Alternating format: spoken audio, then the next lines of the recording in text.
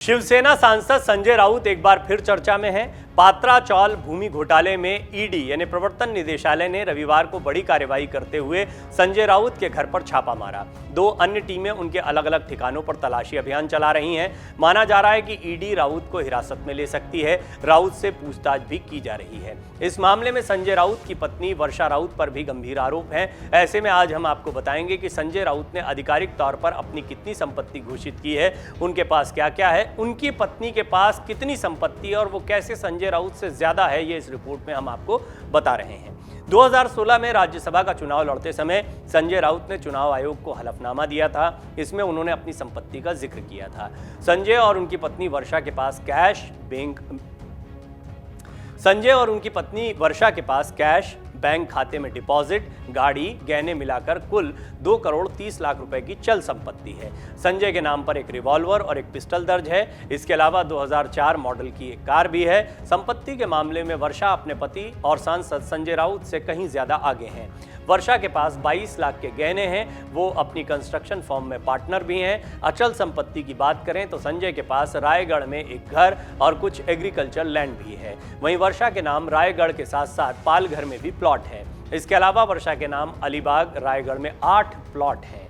ये प्लॉट 2010 से लेकर 2012 तक खरीदे गए हैं। वर्षा के नाम मुंबई में कमर्शियल लैंड भी है। वर्षा की मुंबई में 2 दुकानें और एक ऑफिस है। ये सभी पॉश इलाके में हैं। संजय राउत के नाम मुंबई में 2 फ्लैट हैं। वहीं वर्षा के नाम पर मुंबई में 2 फ्लैट हैं। इस तरह से संजय राउत के पास कुल 4 करोड़ 81 लाख रुपए की अचल संपत्ति है, जबकि उनकी पत्नी के पास 7 करोड़ 10 लाख रुपए की अचल संपत्ति है। मुंबई के गोरेगांव में एक चौल है। इसका नाम पात्रा चौल है। यहाँ गरीब लोग बड़ी संख्या में रहते हैं। मामला 2007 का है। तब महाराष्ट्र में कांग्रेस और एनसीपी गठबंधन की सरकार थी। मुख्यमंत्री थे विलासराव देशमुख। सरकार ने एक योजना बनाई। कहा पात्रा चौल में रहने वाले 672 किराएदारों को फ्लैट मिलेगा। इसके लिए housing development and infrastructure limited HDIL यानी इस कंपनी को और इसकी सहायक कंपनी को गुरु आशीष कंस्ट्रक्शन, जिसका नाम है Maharashtra housing and development authority, जिसे MHDA कहा जाता है, ने कॉन्ट्रैक्ट दिया था।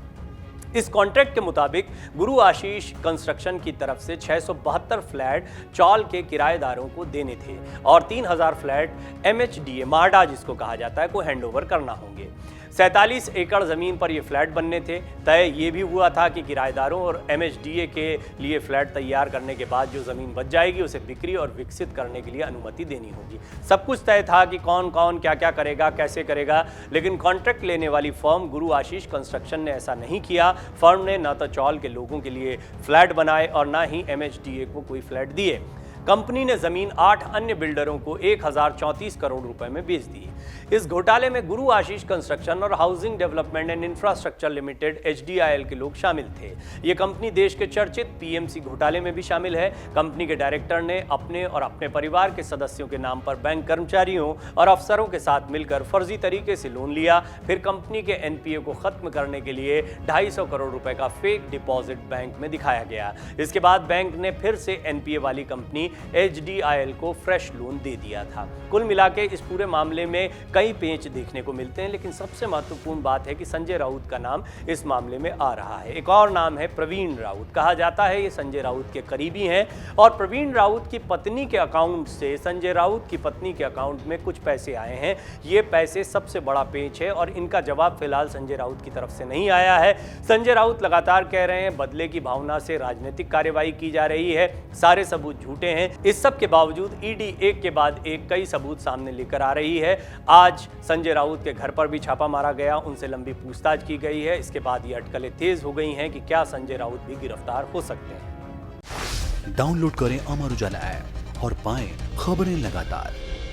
अगर आप ये वीडियो YouTube पर देख रहे हैं तो हमारे चैनल को सब्सक्राइब करें और बेल आइकन को दबाना ना भूलें। अगर आप Facebook पर ये वीडियो देख रहे हैं तो हमारे पेज को लाइक करें।